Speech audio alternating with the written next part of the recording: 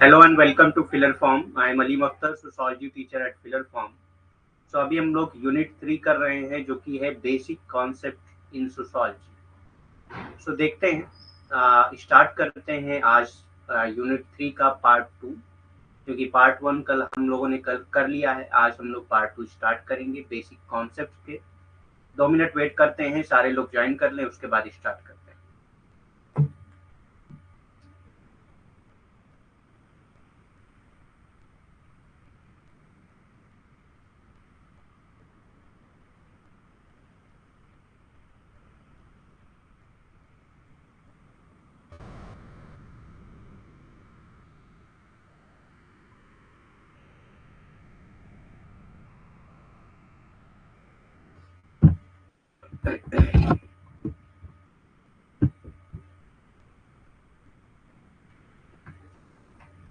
तब तक आप लोग कंफर्म करिए वॉइस एंड पीपीटी क्लियर है या नहीं। Confirm that voice and PPT clear और नॉट।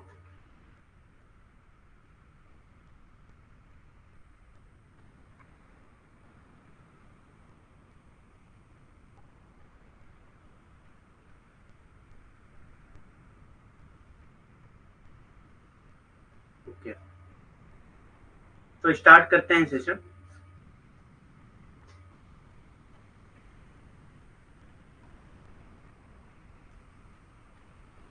जिन्होंने फिलर फॉर्म नहीं ज्वाइन किया है उनके लिए अनाउंसमेंट है। अगर वो ज्वाइन करना चाहते हैं फिलर फॉर्म के फ्रेश कोर्स को भी, तो मेरा रेफरल कोड जो कि है अलीम 10 यूज कर सकते हैं, जिससे एक्स्ट्रा 10% का डिस्काउंट मिल जाएगा। और ये रेफरल कोड फिलर फॉर्म के ऑल कोर्सेज पे एप्लीकेबल है। तो जो लोग भी आपके फ्रेंड्स एंड रिलेटिव में हैं जो अभी फिलर फॉर्म के कोर्स को बाई करना चाहते हैं, आप उनको ये रेफरल कोड दे सकते हैं, रिफर कर सकते हैं। ठीक। हमारी डेली क्लासेस जो है वो 3 PM पे होती हैं। इन केस अगर 3 PM पे कोई क्लास नहीं हो पाती है तो 8 PM पे होती है। 3 PM पे अगर कोई क्लास नहीं हो पाती है तो 8 PM पे होती है। ठीक।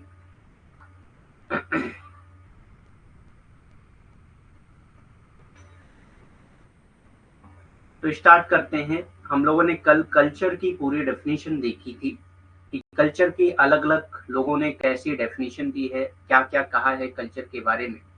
आज हम लोग स्टार्ट करने वाले हैं material and non material culture के बारे में, भौतिक और अभौतिक संस्कृति के बारे में। ठीक। भौतिक और अभौतिक संस्कृति के बारे में, material and non material culture दोनों में फर्क क्या होता है ये हम लोग देखेंगे। Material culture refers to the object और belonging of a group of people. ठीक। मटेरियल कल्चर क्या है? वो ऑब्जेक्ट या बिलोंगिंग जो किसी ग्रुप की या लोगों की होती है, ग्रुप ऑफ पीपल, यानी कि किसी ग्रुप की जो बिलोंगिंग है या ऑब्जेक्ट है, उसी को मटेरियल कल्चर कहा जाता है। किसी एक आदमी का ऑब्जेक्ट, किसी एक आदमी की बिलोंगिंग जो है कभी भी कल्चर का पार्ट नहीं होती है, बल्कि अगर वो ग्रुप की बिलोंगिंग है, ग्रुप का ऑब्जेक्ट है, ठीक, तो वो क्या कहलाता है? मटेरियल कल्चर कहलाता है। जैसे कि मंदिर है या मस्जिद है, ठीक, तो ये क्या है? मटेरियल है, एक जगह है। ठीक। एक जगह है, तो ये किसी एक की नहीं होती है, बल्कि पूरे पूरे धर्म की होती है, पूरी कम्युनिटी की होती है, पूरे ग्रुप की होती है। तो इसको हम मटेरियल कल्चर में रख सकते हैं। ठीक। लेकिन किसी एक आदमी की जो पर्सनल चीज है उसको आप मटेरियल कल्चर में नहीं रख सकते, क्योंकि पर्सनल चीजों से जो है कल्चर नहीं बनता है, बल्कि ग्रुप से कल्चर बनता है। तो ऐसी चीजें, ऐसे ऑब्जेक्ट, ऐसे बिलोंगिंग्स जो किसी ग्रुप ऑफ पीपल से बिलोंग करते हों, ऐसी चीजों को मटेरियल कल्चर कहा जाता है। ऐसी बहुत सारी चीजें होती हैं। ठीक। जैसे लोग पेड़ों को देवता मान लेते हैं, तो वो सबका एक होता है। ठीक। सब लोग एक ग्रुप जो है उसको मान रहा होता है, तो वो भी क्या हो जाएगा? एक मटेरियल कल्चर का हिस्सा हो जाएगा। ठीक। भौतिक और अभौतिक संस्कृति में सबसे पहले आता है भौतिक संस्कृति। भौतिक संस्कृति लोगों के समूह की वस्तुओं या सामानों को संदर्भित करती है, यानी कि जो लोगों का समूह है, यानी कि एक समूह की जो वस्तुएं हैं या सामान है, उसी को संदर्भित करता है। कोई व्यक्तिगत वस्तु, कोई व्यक्तिगत सामान जो है वो भौतिक संस्कृति का हिस्सा नहीं हो सकता।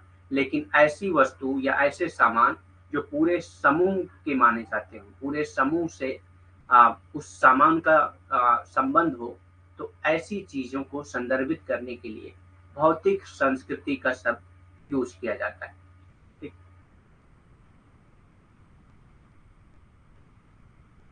Metro passes and bus tokens are part of material culture. अब मेट्रो पासेस या बस टोकन जो है ये भी पार्ट है मटेरियल कल्चर के। ठीक, क्योंकि मेट्रो पास जो है वो सबसे बिलोंग करता है, ग्रुप ऑफ पीपल से बिलोंग करता है। ठीक, या बस टोकन्स जो होते हैं, ठीक, वो भी मटेरियल कल्चर के पार्ट होते हैं, क्योंकि उससे आप क्या करते हैं, ट्रेवल करते हैं।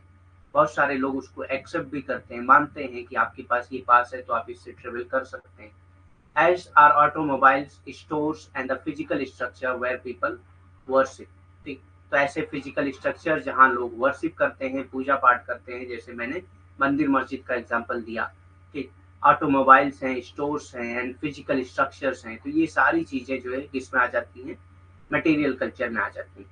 ठीक, मेट्रो पास और बस टोकन भौतिक संस्कृति का हिस्सा है। मेट्रो पास और जो बस के टोकन होते हैं वो भी भौतिक संस्कृति के हिस्से हैं, जैसे कि ऑटोमोबाइल है, ठीक, स्टोर है, भौतिक संरचनाएं हैं जहां लोग जो है पूजा करते हैं, तो ऐसी संरचनाएं, ऐसी जगहें जहां लोग पूजा करते हैं, वो चीजें भी भौतिक संस्कृति का हिस्सा माने जाते हैं। ठीक, non material culture in contrast. अगर जो है हम लोगों ने मटेरियल कल्चर पढ़ लिया है, अब नॉन मटेरियल कल्चर क्या होता है। Non material culture in contrast consist of ideas. तो इसमें क्या होती हैं, आइडियाज होते हैं, एटीट्यूड्स होते हैं, बिलीव्स होते हैं। ठीक, तो non material culture consist of ideas, attitude, belief of a society. एक सोसाइटी की क्या बिलीफ है, क्या आइडियाज हैं, क्या एटीट्यूड है, ये किस में आता है, नॉन मटेरियल कल्चर में आता है। ठीक, ये नॉन मटेरियल कल्चर में आता है। तो इसको ऐसे समझिए आप कि जिस चीजों को आप छू सकते हैं, जो कल्चर का पार्ट है, जिनको आप अपने हाथ से छू सकते हैं, ठीक, तो वो मटेरियल कल्चर में आता है, और जिनको नहीं छू सकते हैं वो नॉन मटेरियल कल्चर में आता है।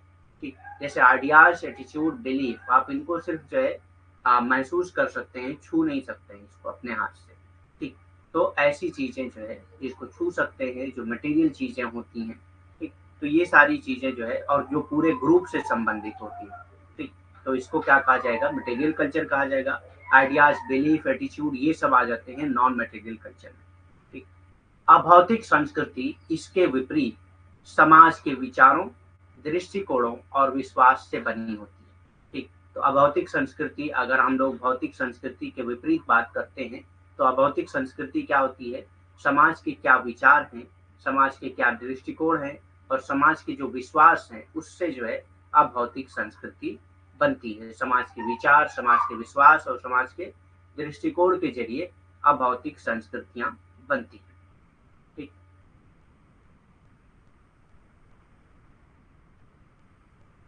नेक्स्ट कॉन्सेप्ट आता है कल्चरल लैग। कल्चरल लैग एक कॉन्सेप्ट है। लैग कहते हैं पीछे रह जाना, लैग कहते हैं पीछे रह जाने को। ठीक,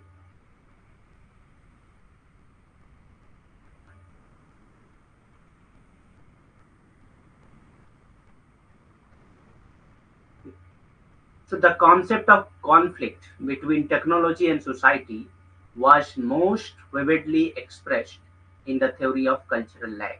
यानी कि कल्चरल लैग की जो थ्योरी है वो बताती है कि टेक्नोलॉजी और सोसाइटी के बीच में क्या कॉन्फ्लिक्ट चल रहा है। यानी कि सोसाइटी और टेक्नोलॉजी के बीच में हमेशा कॉन्फ्लिक्ट चलता रहता है, हमेशा सोसाइटी और टेक्नोलॉजी के बीच में कॉन्फ्लिक्ट चलता रहता है। और इस कॉन्सेप्ट को सबसे ज्यादा एक्सप्रेस किया गया है कल्चरल लैग के कॉन्सेप्ट के जरिए। Conceived and energetically promulgated by William Fielding fielding Ogburn. ठीक, WFR ऑगबर्न के नाम से आमतौर पे जाना जाता है, विलियम फील्डिंग ऑगबर्न। ठीक, WF ऑगबर्न के नाम से आमतौर पे जाना जाता है। तो कल्चरल लैग का जो कॉन्सेप्ट दिया है वो किसने दिया है, WF ऑगबर्न ने दिया है। तो यहाँ पे आपको यही बस याद रखना है कि ये कॉन्सेप्ट किसने दिया है, WF ऑगबर्न ने दिया है। आमतौर पे जो क्वेश्चन पूछा जाता है डायरेक्ट पूछा जाता है कि कल्चरल लैग का कॉन्सेप्ट किसने दिया। आगे हम लोग देखेंगे कल्चरल लैग होता क्या है। ठीक, सांस्कृतिक पिछड़ापन। ठीक, तो मैंने बताया ना पीछे रह जाना, एक पिछड़ापन, सांस्कृतिक पिछड़ापन क्या है? प्रौद्योगिकी और समाज के बीच में संघर्ष की अवधारणा, यानी कि हमेशा प्रौद्योगिकी और समाज के बीच में संघर्ष चलता रहता है, और इसकी अवधारणा को सबसे स्पष्ट रूप से सांस्कृतिक अंतराल, तो सांस्कृतिक पिछड़ापन या सांस्कृतिक अंतराल दोनों जो है कल्चरल लैग का ट्रांसलेशन।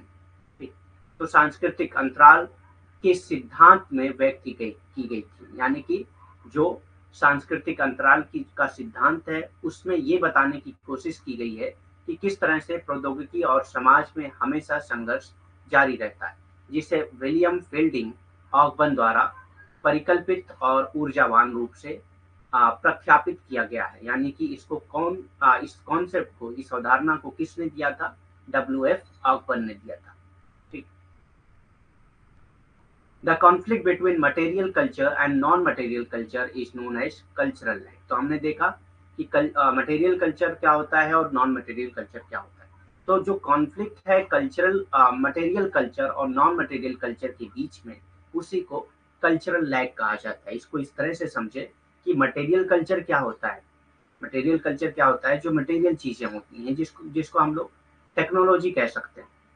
टेक्नोलॉजी भी क्या है? एक मटेरियल कल्चर है। टेक्नोलॉजी भी क्या है? एक मटेरियल कल्चर है। टेक्नोलॉजी जो है बहुत फास्ट चेंज होती है सोसाइटी में, इसमें बहुत फास्ट चेंज आता है सोसाइटी में, जबकि आइडियाज और बिलीफ में चेंज उतना फास्ट नहीं आता है।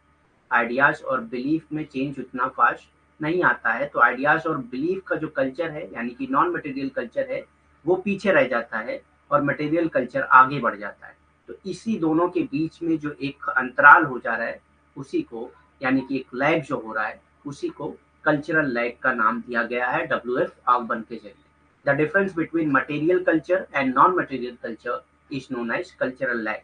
भौतिक संस्कृति और गैर भौतिक संस्कृति के बीच के अंतर को सांस्कृतिक अंतराल के रूप में जाना जाता है। यानी कि जो भौतिक संस्कृति है और गैर भौतिक संस्कृति है, दोनों के बीच में जो एक संघर्ष चलता है, दोनों के बीच में जो एक अंतर है, उसी को सांस्कृतिक अंतराल कहा जाता है। क्योंकि जो हमारी भौतिक संस्कृतियां हैं वो बहुत तेजी से बढ़ती हैं, बहुत तेजी से इसमें बदलाव आते हैं, लेकिन जो अभौतिक संस्कृतियां हैं या गैर भौतिक संस्कृतियां हैं, जैसे कि विश्वास, दृष्टिकोण, ठीक, इन सब में बहुत टाइम लगता है इनमें परिवर्तन आने में। ठीक, तो इसीलिए ये पीछे रह जाते हैं। गैर भौतिक संस्कृतियां हमेशा भौतिक संस्कृतियों से पीछे रह जाते हैं, इसीलिए कहा गया है इसको सांस्कृतिक अंतराल के रूप में जाना जाता है। ठीक, the term cultural lag refers to the notion that culture takes time to catch up with technological innovations। यानी कि जो कल्चर है, यहाँ पे कल्चर जो है किसको कहा जा रहा है? यहाँ पे कल्चर कहा जा रहा है नॉन मटेरियल कल्चर को। यानी कि culture takes time to catch up with technological innovation, यानी कि जो टेक्नोलॉजिकल इनोवेशन हो रहे हैं उसको कैचअप करने में कल्चर को टाइम लगता है। जैसे इसको अगर एक एग्जांपल से समझते हैं, ठीक, पिछली स्लाइड दिखाने का क्या, आप लोग लिख रहे हैं क्या इसको?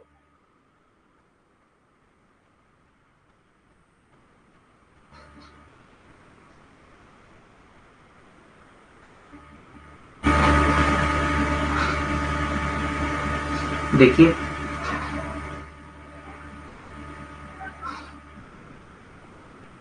अगर लिख रहे हो तो मेरी रिक्वेस्ट है कि आप मत लिखिए, क्योंकि आप जब तक सुनेंगे नहीं तो आपको समझ में नहीं आएगा। और लिखने का जो मसला है वो आपको पीडीएफ मिल जाती है, पीडीएफ से आप लिख सकते हैं। ठीक, तो आप जो है अगर लिख रहे हो तो नोटबुक बंद कर दें, क्योंकि आपको पीडीएफ मिल जाती है, उसमें आप लिख सकते हैं। जब तक आप सुनेंगे नहीं आपको समझ में नहीं आएगा। तो अब एक चीज का हम लोग यहाँ पे एग्जाम्पल लेते हैं, मोबाइल फोन का। मोबाइल फोन क्या है? एक टेक्नोलॉजिकल इनोवेशन है। ठीक, मोबाइल फोन क्या है? एक टेक्नोलॉजिकल इनोवेशन है। जब मोबाइल फोन आया पहले शुरू में, क्योंकि मैं इंडियन सोसाइटी की बात कर रहा हूँ, हमारी इंडियन सोसाइटी में बहुत ज्यादा कंजर्वेटिव टाइप के लोग रहते हैं, बहुत ज्यादा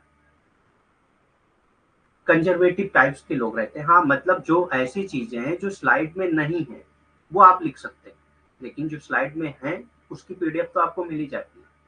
ठीक, तो जो ऐसी चीजें हैं जो स्लाइड में नहीं है, आपको लगता है कि आप लिख लेंगे तो वो समझ में आ जाएगा, तो आप लिख सकते हैं, उसमें कोई दिक्कत नहीं है। ठीक, तो मोबाइल फोन क्या है, एक टेक्नोलॉजिकल इनोवेशन है। जब ये चला, जब ये आया इंडिया में, सपोज करिए जब आया, क्योंकि हम लोग इंडियन कॉन्टेक्स्ट में समझेंगे तो ज्यादा समझ में आएगा, अच्छे से समझ में आएगा। तो शुरू में क्या हुआ, क्योंकि हमारी जो सोसाइटी है वो मेल डोमिनेटेड सोसाइटी है, पैट्रियार्कल सोसाइटी है। यहाँ पे पुरुषों का जो है वो बहुत ज्यादा बोलबाला है, वो पुरुषों की ही ज्यादा चलती है, ये कह सकते हैं। ठीक। तो क्या होता है, जब मोबाइल आती है तो लोग जो है पहले तो इसका अपोज करते हैं कि किसी को नहीं यूज करना चाहिए इसको। फिर धीरे धीरे मेल डोमिनेटेड सोसाइटी थी, तो मेल ने ये समझ लिया कि मोबाइल फोन सिर्फ हम ही यूज कर सकते हैं, बाकी फीमेल इसका यूज नहीं कर सकते। धीरे धीरे, क्योंकि ये टेक्नोलॉजिकल इनोवेशन था, ये बढ़ता गया, धीरे धीरे लोग जो है इसको कैचअप करने लगे, लेकिन टाइम लिया इन्होंने कैचअप करने में। अभी भी आप इंडिया में कई ऐसी जगहें पाए जाएंगे, बहुत सारी सोसाइटीज ऐसी इंडिया में पाई जाती हैं जहाँ पे अभी भी ये बिलीफ है कि गर्ल्स को मोबाइल नहीं यूज करना चाहिए, खासतौर से ऐसी गर्ल्स जिनकी मैरिज नहीं हुई है, ठीक, जो मैं अनमैरिड है।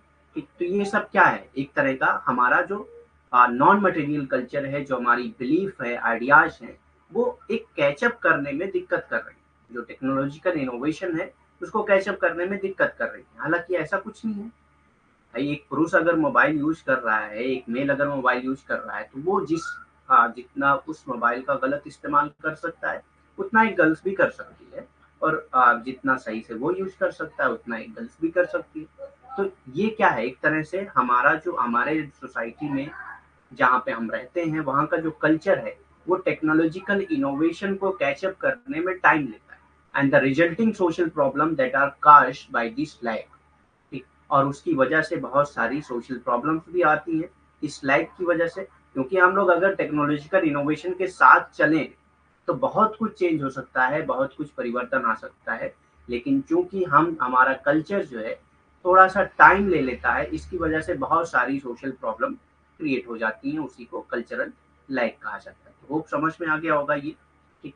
सांस्कृतिक अंतराल शब्द इस धारणा को संदर्भित करता है कि संस्कृति को तकनीकी नौचारों और इस अंतराल के कारण होने वाली सामाजिक समस्याओं को पकड़ने में समय लगता है। यानी कि ये मानते हैं, सांस्कृतिक अंतराल शब्द का इस्तेमाल इस बात के लिए किया गया है, इस बात को संदर्भित करता है कि हमारी जो संस्कृति है, यानी कि गैर भौतिक संस्कृति जो है, वो जो तकनीकी नवाचार होते हैं उनको पकड़ने में, उनको अपनाने में बहुत ज़्यादा समय लगाता है, जिसकी वजह से समाज में बहुत सारी समस्याएं आ जाती हैं, और इसी को सांस्कृतिक अंतराल भी कहा जाता है। ठीक।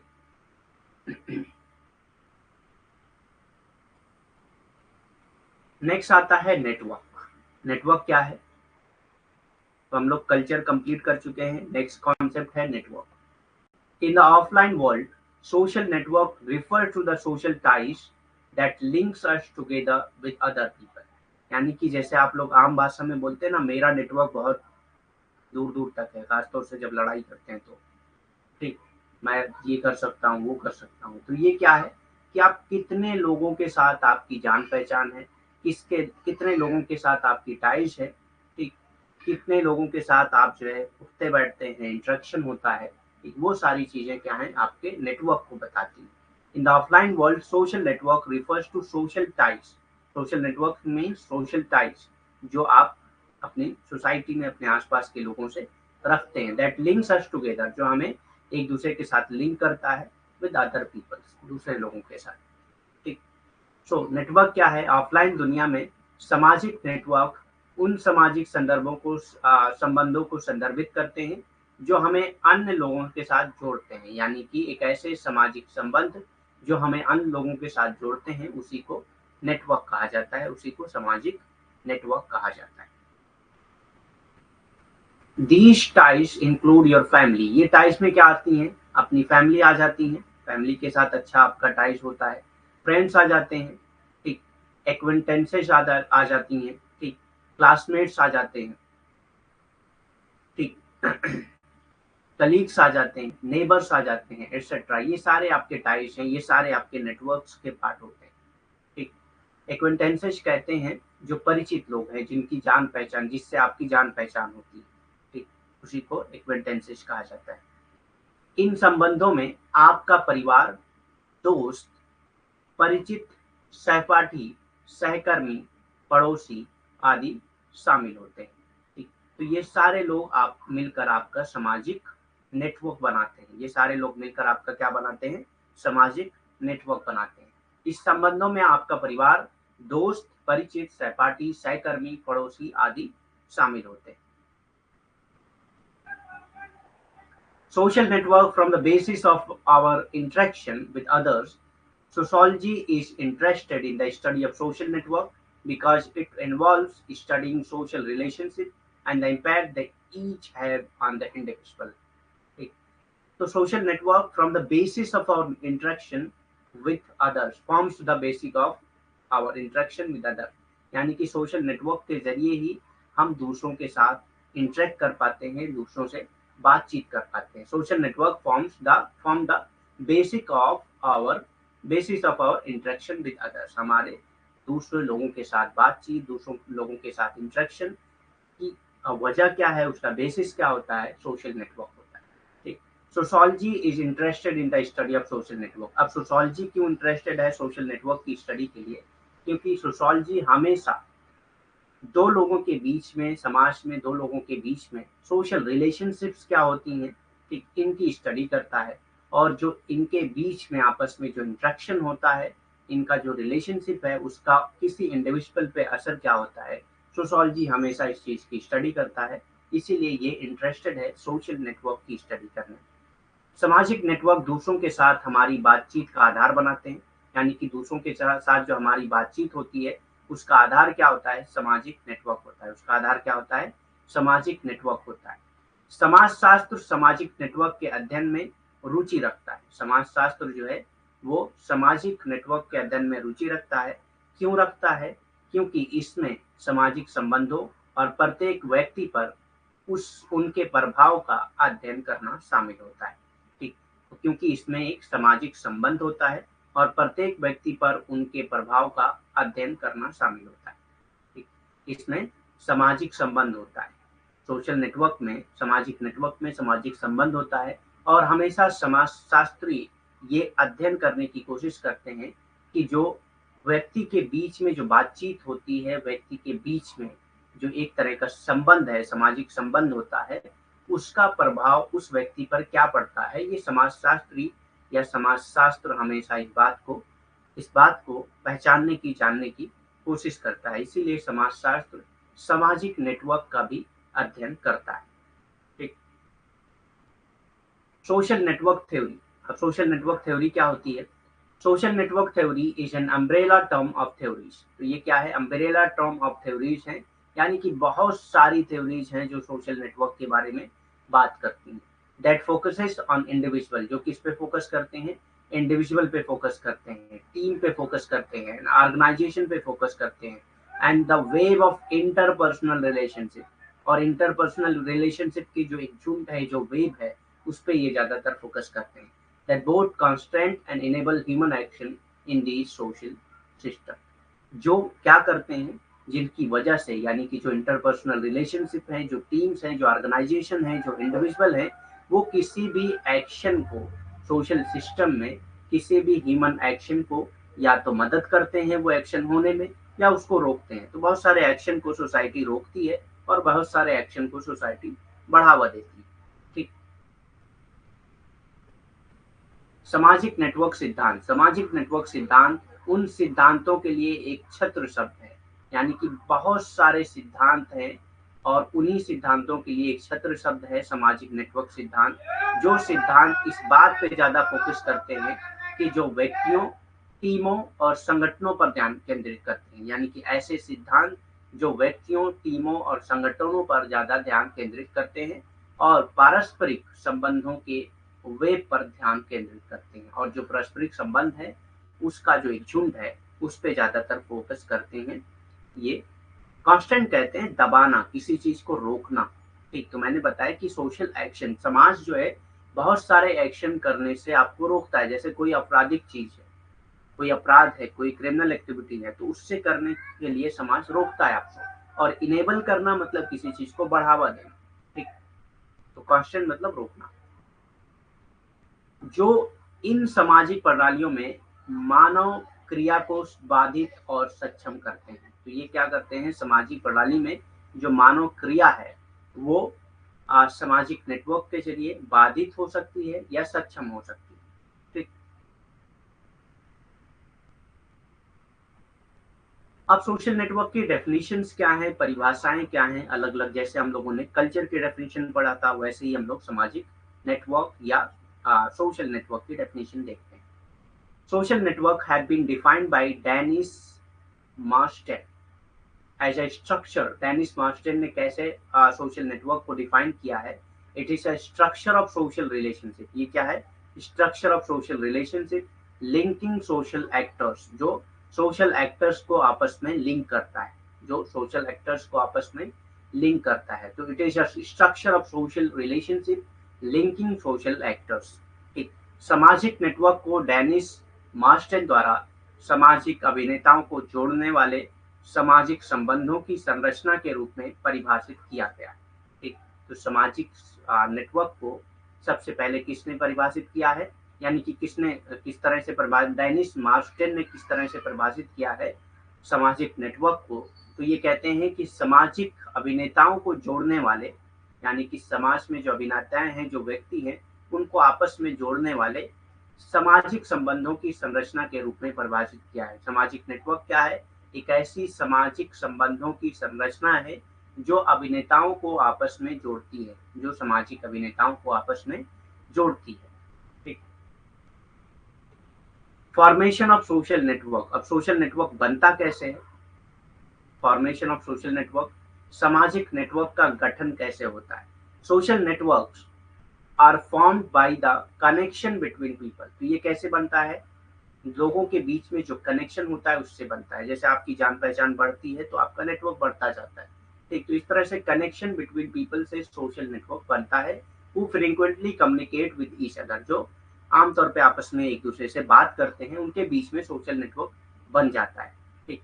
सोशल नेटवर्क उन लोगों के बीच कनेक्शन से बनते हैं जो अक्सर एक दूसरे के साथ संवाद करते हैं, यानी कि एक दूसरे के साथ मिलते जुलते हैं, बात करते हैं, तो उनके बीच में सोशल नेटवर्क या सामाजिक नेटवर्क बन जाता है, ठीक। Such communication involve the exchange of emotion. अब जो कम्युनिकेशन होता है उसमें क्या है, इमोशन को एक्सचेंज करते हैं, किसी के गम में शामिल होते हैं आप तो गम मनाते हैं, किसी की खुशी में शामिल होते हैं तो खुशी मनाते हैं। Physical, economic and informational support, हम उसको फिजिकल सपोर्ट देते हैं, इकोनॉमिक सपोर्ट देते हैं या इंफॉर्मेशनल सपोर्ट देते हैं, कोई बात बताते हैं उनको, कोई इंफॉर्मेशन देते हैं। एंड इन्वॉल्व फैमिली मेंबर, ठीक। और इसमें फैमिली मेंबर भी इन्वॉल्व होते हैं, ठीक। कलीग्स इन्वॉल्व होते हैं, फ्रेंड्स इन्वॉल्व होते हैं एंड नेबर्स इन्वॉल्व होते हैं। तो ये कम्युनिकेशन में कौन कौन से लोग इन्वॉल्व होते हैं, आपकी फैमिली इन्वॉल्व होती है, आपके कलीग्स इन्वॉल्व होते हैं, आपके फ्रेंड्स इन्वॉल्व होते हैं और आपके नेबर्स इन्वॉल्व होते हैं। और इसमें क्या होता है, हम इमोशनली, फिजिकली और इकोनॉमिकली हम जो है सपोर्ट करते हैं एक दूसरे को, ठीक। और एक दूसरे से दूसरे को इंफॉर्मेशनल सपोर्ट भी देते हैं, यानी कि कोई इंफॉर्मेशन भी प्रोवाइड करते हैं उनको, ठीक। इस तरह के संचार में भावनात्मक, शारीरिक, आर्थिक और सूचनात्मक समर्थन का आदान प्रदान शामिल होता है। तो इस तरह का जो संचार है उसमें भावनात्मक, शारीरिक, आर्थिक और सूचनात्मक समर्थन का आदान प्रदान होता है, ठीक। तो इस तरह का जो संचार होता है, यानी कि जो सामाजिक नेटवर्क में जो संचार होता है, आपस में बातचीत होती है, उसमें हम क्या करते हैं, भावनात्मक, शारीरिक, आर्थिक और सूचनात्मक समर्थन का आदान प्रदान करते हैं। हम एक दूसरे को भावनात्मक तरीके से समर्थन करते हैं, शारीरिक तरीके से उनकी मदद करते हैं, ठीक। आर्थिक तरीके से उनकी मदद करते हैं, सूचनात्मक तरीके से उनकी मदद करते हैं। और इसमें परिवार के सदस्य, सहकर्मी, दोस्त और पड़ोसी भी शामिल होते हैं। तो ये संचार में कौन कौन से लोग शामिल होते हैं, आपके परिवार के सदस्य शामिल होते हैं जो एक दूसरे को भावनात्मक तरीके से सपोर्ट करते हैं, आर्थिक तरीके से सपोर्ट करते हैं, ठीक। हाँ, एक्वेंटेंसेज भी होंगे, ठीक, एक्वेंटेंसेज भी होंगे, ठीक। क्योंकि वो भी जो परिचित लोग होते हैं वो भी किसी न किसी तरह से आपको सपोर्ट करते हैं, चाहे वो सूचना देकर ही आपका सपोर्ट करें या पैसे आर्थिक तरीके से भी आपकी मदद कर सकते हैं वो, भावनात्मक तरीके से, क्योंकि आपके पास अगर आप किसी गम में होते हैं, तो जो भी परिचित लोग होते हैं वो आपसे मिलते हैं, आपके गम को बाँटते हैं, या आप खुशी में होते हैं तो जो परिचित लोग होते हैं वो आपके साथ खुशी मनाते हैं, तो वो भी आ जाएँगे इसमें। ठीक। इस तरह के संचार में भावनात्मक, शारीरिक, आर्थिक, सूचनात्मक समर्थन का आदान-प्रदान शामिल होता है और इसमें परिवार के सदस्य, सहकर्मी, दोस्त और पड़ोसी भी शामिल होते हैं। ठीक। अब आता है दूसरा, स्टेटस एंड रोल्स। स्टेटस किसको कहते हैं, रोल्स किसको कहते हैं, स्थिति किसको कहते हैं और भूमिकाएँ किसको कहते हैं। तो ऑल्दो हम लोग पढ़ चुके हैं थ्योरीज़ में बहुत सारे स्टेटस और रोल के बारे में, लेकिन यहाँ पे हम लोग देखते हैं स्टेटस या रोल किसको कहा जाता है। ठीक।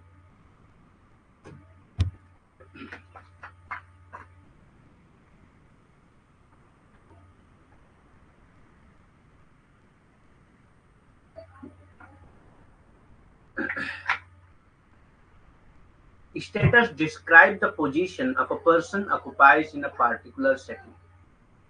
एक पार्टिकुलर सेटिंग में एक पर्सन की क्या पोजीशन है वो उसका स्टेटस बताती है। एक पार्टिकुलर सेटिंग में एक पर्सन की क्या पोजीशन है वो उसका स्टेटस बताती है।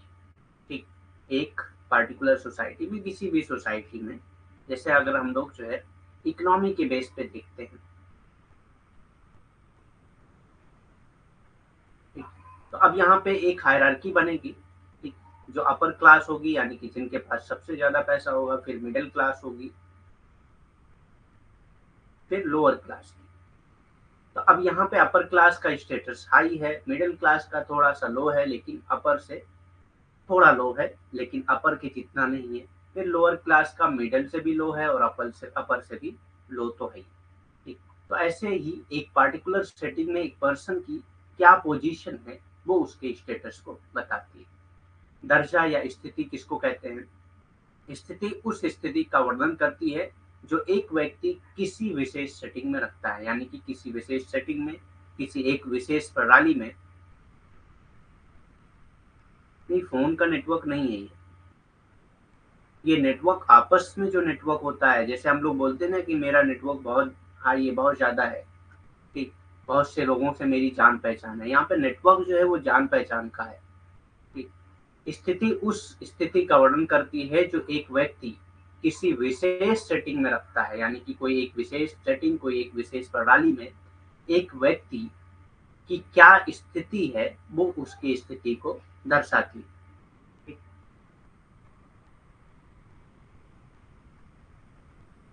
We all occupy several statuses and play the role that may be associated with them. हमारे पास हमेशा स्टेटस होते हैं, जरूरी नहीं, मैंने एक इकोनॉमी के बेस पे बताया, लेकिन एक फैमिली में हर आदमी का कुछ ना कुछ स्टेटस होता है। फादर है, फैमिली में फादर है, तो फादर उस पोजीशन पे है, फादर चूंकि फादर की पोजीशन पे है इसलिए इसका स्टेटस क्या है, फादर है। ठीक। इसका स्टेटस जो है हाई होगा, बच्चों से तो हाई होगा। ठीक। तो अब यहाँ पे समझिए, यहाँ पे समझ में आएगा स्टेटस क्या होता है। ठीक। We all occupy several status, सबके पास कुछ ना कुछ स्टेटस होता है। जैसे कि एक फादर है तो एज अ फादर उसका स्टेटस है, एक सन है तो एज अ सन उसका स्टेटस है, एक डॉटर है तो एज अ डॉटर उसका एक स्टेटस है, और एक क्या है, एक वाइफ है या मदर है तो as a wife, as a mother उसका अलग अलग स्टेटस होता है। तो हर आदमी आपके पास कुछ ना कुछ स्टेटस होता है। आप बैक करके देख लीजिएगा, अभी पहले आगे का समझ लीजिए, बाद में रिकॉर्डेड क्लासेस आप देख लीजिएगा, समझ में आ जाएगा। ठीक। सो हमारी सभी हम सब कभी कई स्थितियों पर कब्जा कर लेते हैं। ठीक है, थोड़ा ट्रांसलेशन अजीब होता है, तो मतलब कि हम में जो जो भी लोग हैं, जितने भी लोग हैं हमारे आसपास, सबके पास कुछ ना कुछ स्थिति होती है।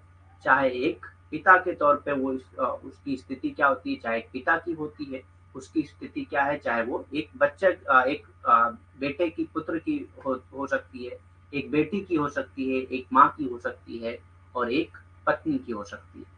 जब भी एक बच्चा पैदा होता है वहीं से उसका स्टेटस शुरू हो जाता है, वहीं से क्या है, उसका स्टेटस शुरू हो जाता है। एक बच्चा पैदा हुआ तो वो किसी का बेटा होगा और किसी का ग्रैंडसन होगा, ठीक? किसी का नाती होगा, किसी का पोता होगा। तो इस तरह से उसका कुछ ना कुछ स्टेटस होता है, ठीक? जैसे ही बच्चा पैदा होता है वहां से उसका स्टेटस शुरू हो जाता है। हाँ, हर चीज में होता है स्टेटस, हर चीज में हो सकता है। ये तो मैं फैमिली का बता रहा हूँ कि फैमिली में आप कौन कौन से स्टेटस होते हैं। आप बाहर निकले तो एक मैनेजर है उसका स्टेटस है, एक कंपनी में जो एचआर है उसका अलग स्टेटस है, जो वर्कर है जो एम्प्लॉय है उसका अलग स्टेटस है। आप किसी स्कूल में गए, जो प्रिंसिपल है उसका अलग स्टेटस है, जो वाइस प्रिंसिपल है उसका अलग स्टेटस है, और जो टीचर है उसका अलग स्टेटस है, जो स्टूडेंट है उसका अलग स्टेटस है। हर सेटिंग में कुछ ना कुछ स्टेटस हर आदमी के पास होते हैं, ठीक?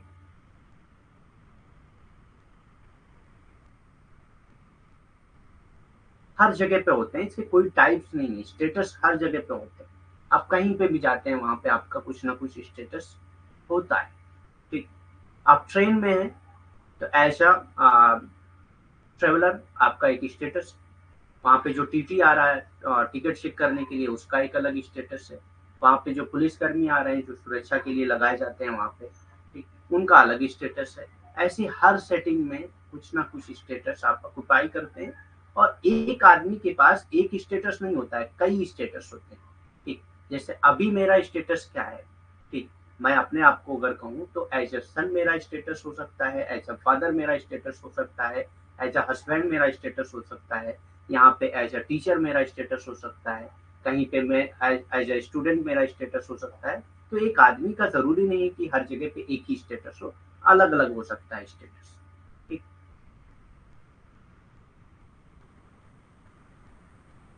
रोल क्या होता है? अब उसी स्टेटस, जब आप एक कोई स्टेटस ऑक्युपाई करते हैं तो उससे जुड़े हुए बहुत सारे रोल होते हैं, उससे जुड़े हुए बहुत सारे रोल होते हैं। जैसे कि एक फादर है तो फादर एज अ फादर तो उसका स्टेटस है, फादर क्या है, वो एक स्टेटस है उसका।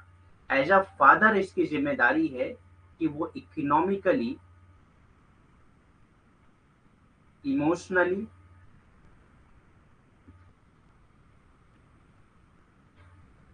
और इकोनॉमिकली, इमोशनली और socially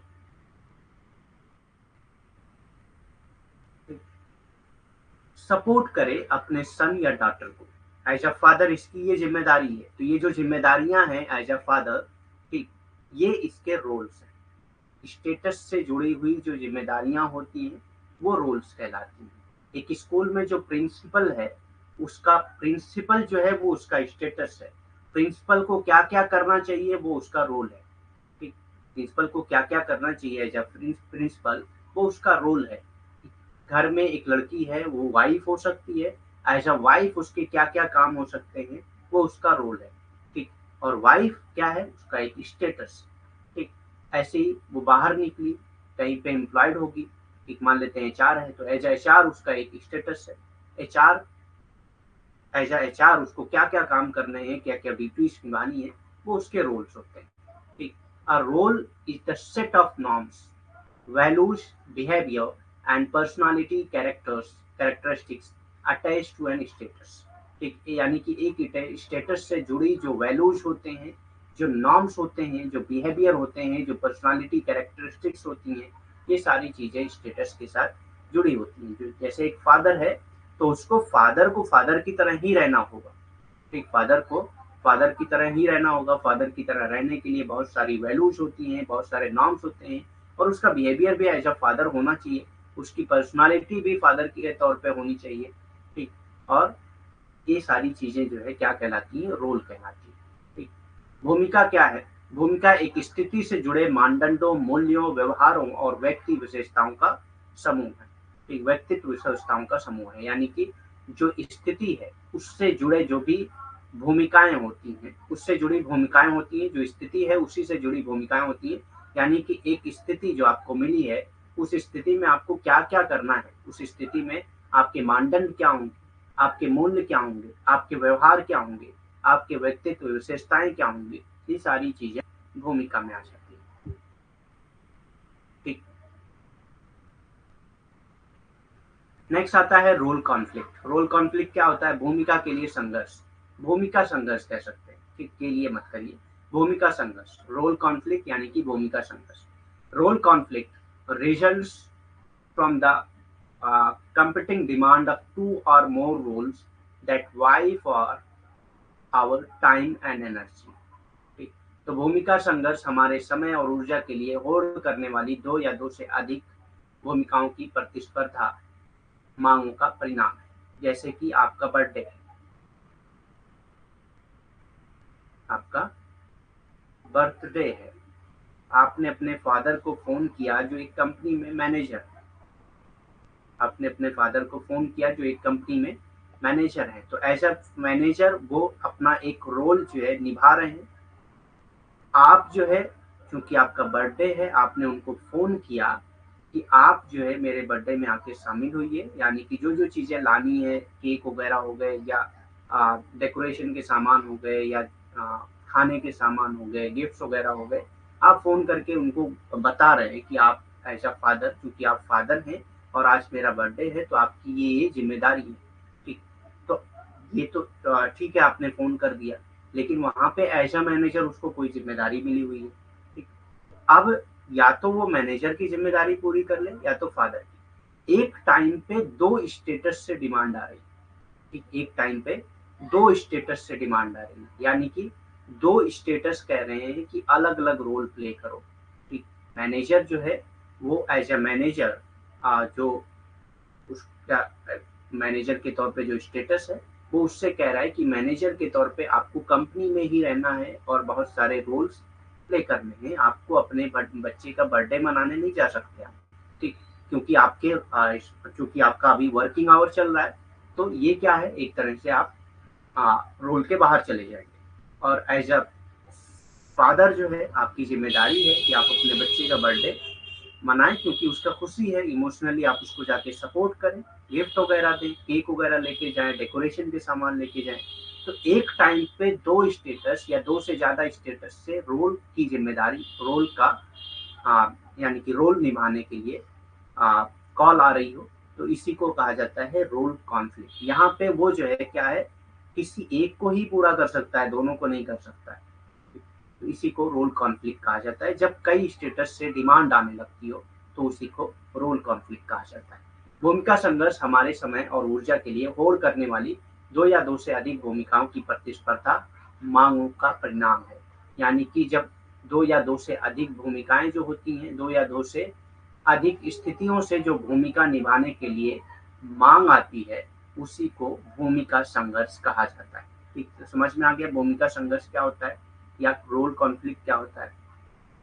the more statuses we have and the more role we take. जितना ज्यादा स्टेटस हमारे पास होगा उतना ज्यादा रोल हम लेंगे। जैसे एक बच्चा पैदा हुआ तो वो एक सन है। ठीक, मान लेते हैं एक बच्चा है जो मेल है, तो वो पैदा हुआ तो एक सन है। ठीक, एक ग्रांड सन हो सकता है, मतलब अलग अलग इसके स्टेटस हो सकते हैं, लेकिन अभी इसके पास कोई जिम्मेदारी नहीं है। अभी जो है रोल प्ले करने के लिए इसको कोई कुछ चीजें नहीं करनी है।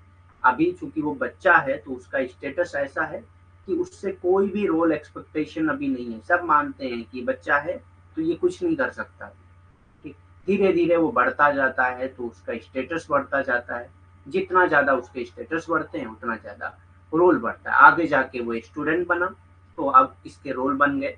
ठीक, स्टूडेंट बना तो इसके रोल बन गए कि घर आके होमवर्क पूरा करना है, स्कूल में जाके पढ़ाई करना है, जो मैम है या सर है उनको जाके ग्रीट करना है। ये सारी चीजें उसके रोल से जुड़ जाती है। ठीक, तो यहाँ पे यही कहा गया कि जितना ज्यादा स्टेटस होगा उतना ज्यादा रोल आपको निभाना पड़ेगा।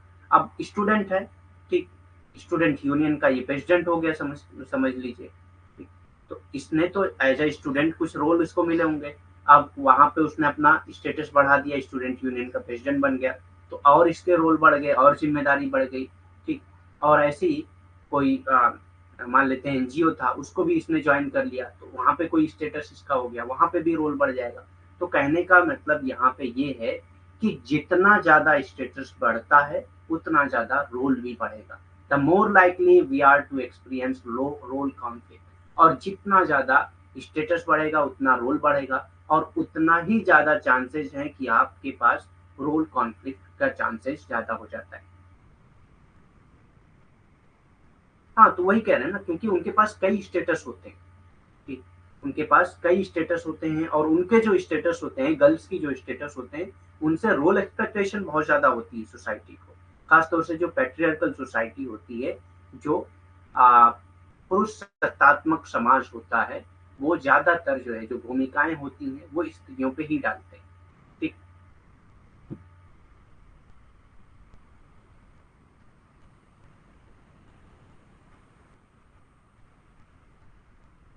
एक पर्सन टीचर है बाय प्रोफेशन और फिलर फॉर्म में स्टूडेंट है, तो क्या रोल कॉन्फ्लिक्ट में आएगा? ये कब आएगा? जैसे आप अगर हैं, आप कहीं पे टीचर हैं, मान लेते हैं, ठीक? और फिलर फॉर्म पे स्टूडेंट है, ठीक? अगर आपकी क्लास 3 बजे है और 3 बजे आपकी वहाँ पे एज़ अ टीचर आपकी क्लास है, ठीक? तो वहाँ पे एज़ अ टीचर आपका रोल क्या था कि वहाँ पे पढ़ाना है। फिलर फॉर्म पे आप चूँकि एक स्टूडेंट हैं, तो 3 बजे आपकी क्लास होती है, तो एज़ अ स्टूडेंट आपका रोल होना चाहिए कि आपको यहाँ पे पढ़ना है। तो दोनों के रोल में कॉन्फ्लिक्ट हो रहा है, इसको भी रोल कॉन्फ्लिक्ट कहेंगे। ठीक, ठीक, इसको भी रोल कॉन्फ्लिक्ट कहेंगे। समझ में आ रहा है ना? तो रोल कॉन्फ्लिक्ट क्या है? रोल कॉन्फ्लिक्ट यही है कि एक टाइम पे कई स्टेटस से अगर डिमांड आने लगे, एक टाइम पे कई स्टेटस से अगर डिमांड आने लगे, जैसे एक स्टूडेंट है, वो स्टूडेंट यूनियन का प्रेसिडेंट भी है और एक एनजीओ का मेंबर भी। ठीक, तो एक टाइम पे हो सकता है कि उसकी क्लास चल रही हो, तो एज अ स्टूडेंट उसको क्लास करना चाहिए, और वहीं पे कोई प्रोटेस्ट चल रहा है, तो as a student union president उनको जो है वहाँ पे मौजूद होना चाहिए प्रोटेस्ट को सपोर्ट करने के लिए। और एक एनजीओ ने कोई वेलफेयर प्रोग्राम चलाया है, तो एज अ एनजीओ मेंबर उसको चाहिए कि वहाँ जाके वेलफेयर प्रोग्राम में अपना भी कुछ योगदान दे, जो भी वो कर सकता है। ठीक, तो एक टाइम पे तीनों जगह से, तीनों स्टेटस से डिमांड आ रही है, हालांकि वो किसी एक स्टेटस को, किसी एक रोल को ही पूरा कर सकता है। ठीक, सबको नहीं कर पाएगा एक टाइम पे, तो वो चूज करेगा कि मैं क्लास करूं या प्रोटेस्ट में जाके सपोर्ट करूं या एनजीओ में जाके वेलफेयर प्रोग्राम में सपोर्ट करूं। ठीक, किसी एक को चूज करेगा, तो यहाँ पे क्या हो रहा है? रोल कॉन्फ्लिक्ट हो रहा है। ठीक, तो ऐसी सारी चीजें जहाँ पे एक टाइम पे आपको कई काम करने के लिए डिमांड आ रही है, तो उसको रोल कॉन्फ्लिक्ट कहा जाता है।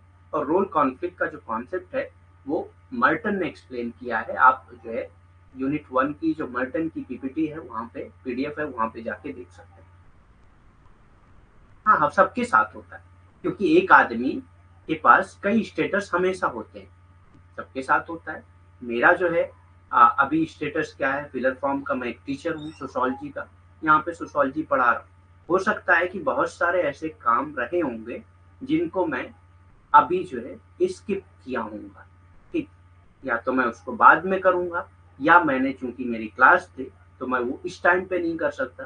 तो अगर ऐसा वो काम रहा होगा कि अगर इस टाइम नहीं कर सकता तो कभी नहीं कर सकता, तो उस काम को छोड़ूंगा। ठीक, क्योंकि यहाँ पे रोल कॉन्फ्लिक्ट मेरे साथ भी हो रहा है, सबके साथ ऐसा होता है, ऐसा कुछ नहीं है कि किसी के साथ नहीं होता, क्योंकि सबके पास स्टेटस है। स्टेटस से डिमांड आएंगी रोल्स की, रोल एक्सपेक्टेशन होगा, और वो रोल जितने भी स्टेटस बढ़ेंगे, उतना ज्यादा रोल एक्सपेक्टेशन बढ़ेगा और उतना ही ज्यादा रोल कॉन्फ्लिक्ट होगा। ठीक, हमारे पास जितनी अधिक स्थितियां होंगी, उतना ही ज्यादा भूमिका निभाने के लिए हमारे पास भूमिकाएं होंगी, और जितना ही ज्यादा स्थितियां होंगी, उतना ही ज्यादा चूंकि भूमिकाएं होंगी, और उतना ही ज्यादा संभावना है भूमिका संघर्ष के, उतना ही ज्यादा भूमिका संघर्ष के संभावनाएं।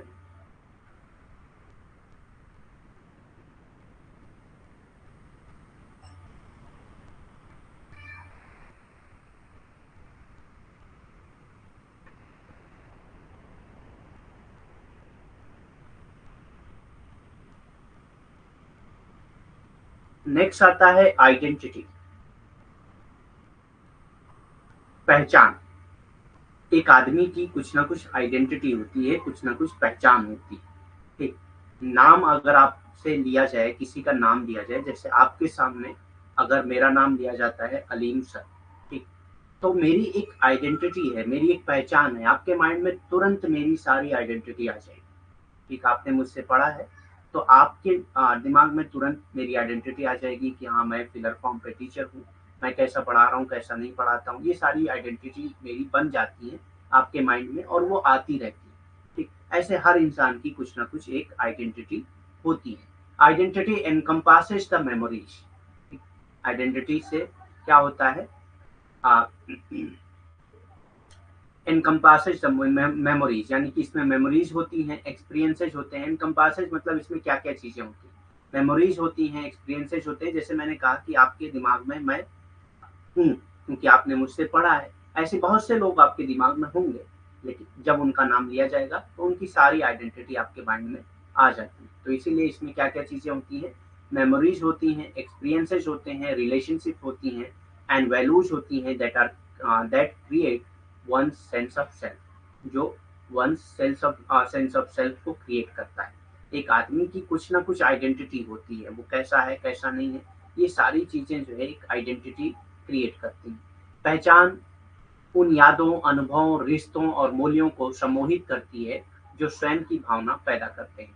यानी कि वो रिश्ते, वो अनुभव, वो यादें और वो मूल्य जो है, जो एक आदमी के स्वयं को बनाते हैं, एक आदमी की पहचान को बनाते हैं। ठीक, उसी को पहचान कहा जाता है, आइडेंटिटी कहा जाता है। This amalgamation creates a study sense of who one is over time, even as new facets are developed and incorporated into one's identity. ये सम्मेलन समय के साथ साथ एक स्थिर भावना पैदा करता है कि कोई कौन है। ठीक, धीरे धीरे जो है आप उसके बारे में एक भावना, एक जो है सेंस बना लेते हैं कि एक आदमी है तो वो कौन है। जैसे मैंने अभी अपना एग्जांपल दिया कि आपके माइंड में मेरी एक पहचान बन गई है। जैसे ही मेरा नाम दिया जाएगा, आपके माइंड में वो सारी चीजें आ जाएंगी कि मैं कैसा हूँ, कैसा पढ़ाता हूँ, कहाँ पे हूँ, क्या पढ़ा रहा हूँ। ठीक, ये सारी चीजें, सारी आइडेंटिटी मेरी है जो आपके माइंड में बन चुकी है, वो आती रहती है टाइम टू टाइम। ठीक, कि कोई कौन है, यहाँ तक कि नए पहलुओं को विकसित किया जाता है और किसी की पहचान में शामिल किया जाता है।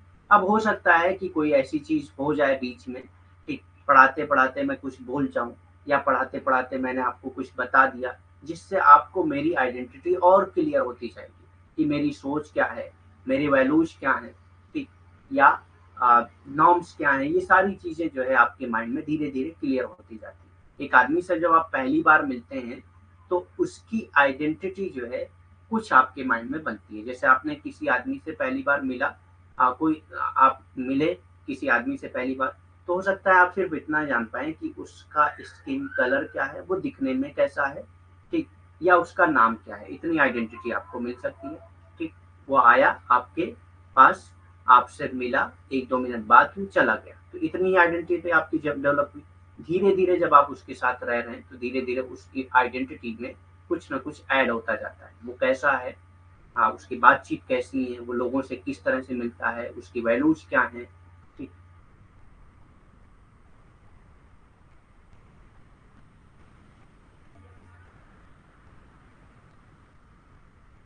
एक दो दिन में नहीं बनती, ये बात तो सही है। एक दो दिन में पूरी तरीके से पहचान नहीं बनती, ये कह सकते हैं। थोड़ा बहुत तो पहचान बन ही जाती है। कोई आदमी आपसे पहली बार मिला तो एटलीस्ट आप उसका नाम तो जान जाओगे ना, इस आदमी का नाम क्या है, ये आदमी दिखता कैसा है। ठीक, तो थोड़ी बहुत आइडेंटिटी तो बन जाती है। ठीक, जान पहचान एक दिन में नहीं बनती, ये कह सकते हैं। ठीक, यहाँ पे जो पहचान है वो उस आदमी की पहचान के बारे में बात हो रही है। ठीक, जैसे आप किसी आदमी को देखे, उसकी पहचान कैसे करेंगे दोबारा अगर आप देखते हैं उसको। ठीक, उसकी आवाज से पहचान सकते हैं, उसके कपड़े पहनने के तरीके से पहचान सकते हैं, या उसके दिखने उसकी जो दिखावा है, यानी कि जैसा वो दिखता है, ठीक, उससे आप पहचान सकते हैं, उसकी बातचीत से पहचान सकते हैं। कि कभी-कभी क्या होता है कि हम बहुत पहले किसी से मिले हों, तो उनका चेहरा नहीं याद रहता है। लेकिन जब से वो बात करने लगता है, आप वो समझ जाते हैं कि अच्छा आप फलाँ आदमी हैं, ठीक। तो उसकी पहचान की बात हो रही है, जान-पहचान 1 दो दिन में नहीं बनती, ये आप कह सकते हैं, ठीक।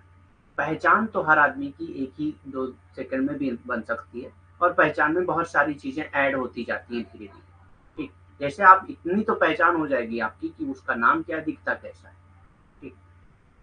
फिर आप उससे मिलेंगे, तो वो उसकी सोच क्या है ये आपको पता चलेंगी। वो लोगों के बारे में क्या सोचता है ये पता चलेगा, वो एजुकेशन के बारे में क्या सोचता है ये पता चलेगा। धीरे-धीरे उसकी आइडेंटिटी में धीरे-धीरे ऐड होती जाती हैं चीज़ें।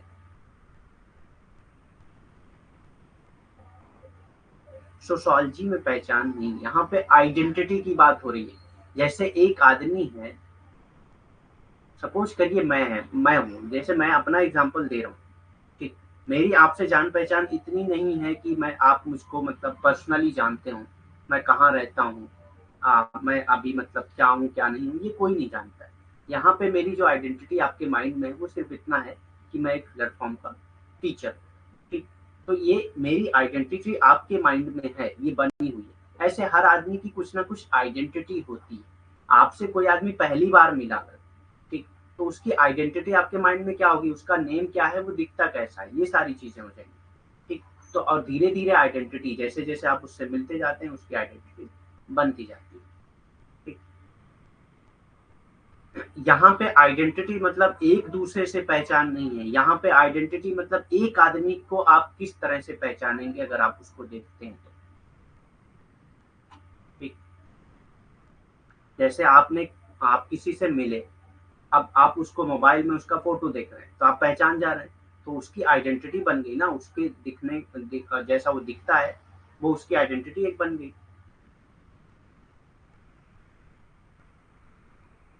These categorization are often assigned to us or something we are born into। अब ये जो कैटेगराइजेशन होता है, जो आइडेंटिटी बनती है, या तो हमें मिलती है कहीं से, या जो है हम पैदा ही होते हैं उसके साथ। जैसा कि हम जैसे दिखते हैं, तो बचपन से हम वैसे ही दिखते हैं, वैसे ही हम पैदा ही होते हैं, ठीक। या हमारा स्किन कलर क्या है, ये बचपन से ही तय होता है, ठीक। तो कुछ चीज़ें बचपन से होती हैं, कुछ चीज़ें बाद में भी होती हैं। ये वर्गीकरण अक्सर हमें या किसी ऐसी चीज़ के लिए निर्दिष्ट किए जाते हैं जिसमें हम पैदा होते हैं, ठीक। तो या तो हमें ये मिलता है हमारे जीवन में, या तो जैसे ही हम पैदा होते हैं वो हमको निर्दिष्ट कर दिया जाता है। निर्दिष्ट किए जाते हैं मतलब कि जो हमको मिलता है बाद में, और या जब हम पैदा होते हैं तब हमारे पास वो पहचान होती है। एक आदमी की सोसाइटी में आइडेंटिटी क्या है ये भी कह सकते हैं आप। Example of social identity includes, अब यहाँ पे देखिए, अब यहाँ पे समझ में आएगा आइडेंटिटी का असल मतलब क्या है। आइडेंटिटी में क्या आता है, रेस। रेस यानी कि एक आदमी का कलर क्या है, ठीक। एथनिसिटी, जेंडर, मेल है फीमेल है, ठीक। सेक्स, जेंडर और सेक्स एक ही बात होगी, हालांकि सोशोलॉजी में एक ही नहीं होता है, ठीक। जेंडर और सेक्स अलग अलग, ठीक। एक आदमी का सेक्स मेल फीमेल हो सकता है, लेकिन उसका जेंडर नहीं जरूरी है कि वो मैस्कुलिन और फेमिनिन ही हो, ठीक। सोशियो इकोनॉमिक स्टेटस क्या है, सेक्सुअल ओरिएंटेशन क्या है, एज क्या है, रिलीजन क्या है, रिलीजियस आइडेंटिटी भी होती है। एक आदमी मुस्लिम है, उसकी मुस्लिम आइडेंटिटी है, एक आदमी हिंदू है, उसकी हिंदू आइडेंटिटी है, एक क्रिश्चियन है, उसकी क्रिश्चियन आइडेंटिटी है। तो इस तरह से आइडेंटिटी की बात हो रही है। बिलीफ क्या है, नेशनल ओरिजिन है, इंडियन है। जैसे आप कहीं बाहर जा रहे हैं, तो आपकी आइडेंटिटी क्या होगी, इंडियन हो जाएगी। And emotional development, disabilities and abilities, ये सारी चीजें आइडेंटिटी में आती हैं, ठीक।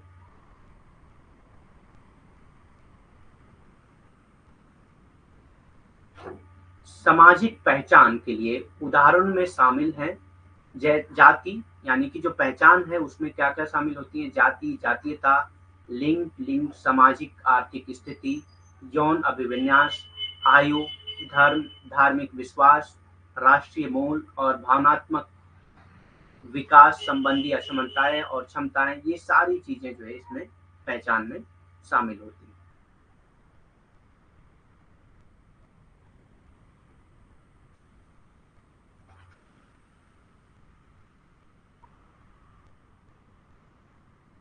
ठीक है, बाकी कल करेंगे, टाइम हो गया है, बाकी कल करेंगे।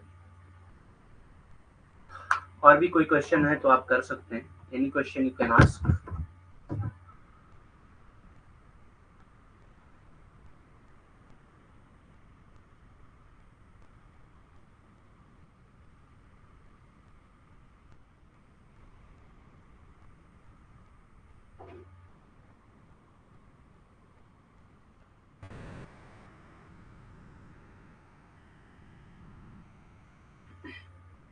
ठीक है, लीव करते हैं फिर क्लास, नहीं है कोई क्वेश्चन तो thank you very much, have a nice day.